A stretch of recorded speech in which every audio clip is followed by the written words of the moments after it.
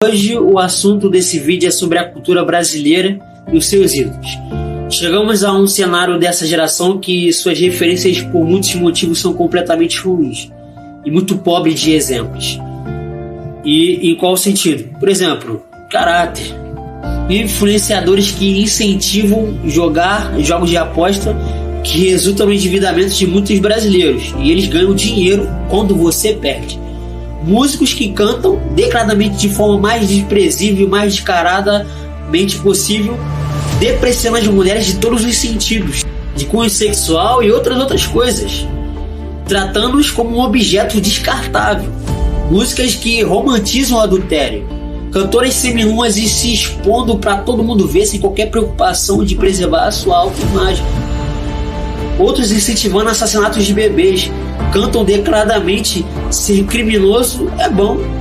Pessoas que têm políticos de estimação que comprovadamente são expostos por corruptos e ladrões. Bom, vivemos em uma sociedade marcada pela exaltação de valores que frequentemente entram em choque com os princípios do Evangelho. Ídolos modernos. Antes disso, surge uma pergunta inevitável: qual deve ser a resposta da igreja aos ídolos que dominam a cultura contemporânea? Bom, primeiro, saiba que isso não é algo novo.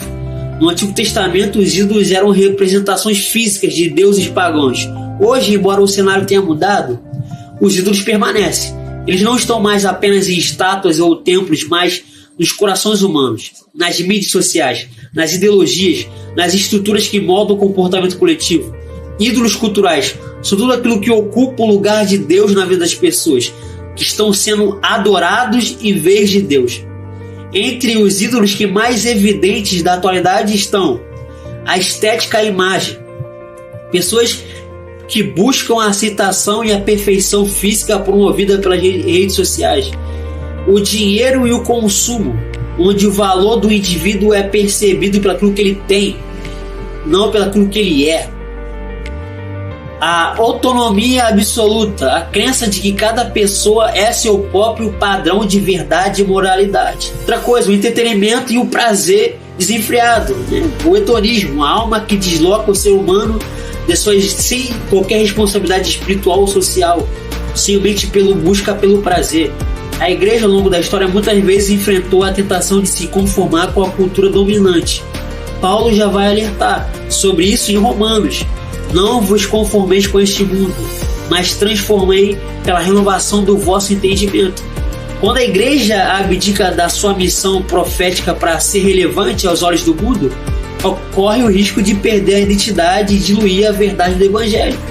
Ser relevante não é ser semelhante ao mundo, mas ser luz no meio das trevas. A igreja não existe para entreter, mas para confrontar com graça e verdade os valores distorcidos da cultura, com sabedoria do reino de Deus. A resposta verdadeira da igreja aos ídolos da cultura não é a condenação raivosa, nem o isolamento religioso, mas uma postura profética de denunciar o erro com amor, proclamar a verdade com coragem e viver de forma contra a cultura, e dentro das quais se destaca 4 pontos. Primeiro, o discernimento espiritual. A igreja precisa de discernimento para identificar os ídolos, muitas vezes sutis, que penetram até mesmo em sua própria prática. Exige uma mente renovada pela palavra de Deus e sensível ao Espírito Santo. Segundo, a formação bíblica. A resposta começa pela base, e a base é a Bíblia. Igrejas que investem na formação bíblica profunda dos seus membros produzem cristãos conscientes e críticos e preparados para resistir às pressões culturais. Terceiro, testemunho prático. Mais do que palavras, a igreja responde aos ídolos com um estilo de vida alternativo. A generosidade vence o consumismo, a santidade vence o hedonismo, a comunhão vence o individualismo e a verdade vence a mentira. Quarto, o engajamento. A igreja não deve abandonar a cultura, mas se engajar nela com criatividade e esperança. Isso significa produzir arte, mídia, educação, política a partir dos valores do reino de Deus, oferecendo alternativas às propostas destrutivas dos ídolos modernos.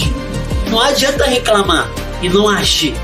Que bom que a igreja acordou e parou de dar legalidade ao diabo às coisas que não são dele. e saímos da nossa bolha para influenciar o mundo.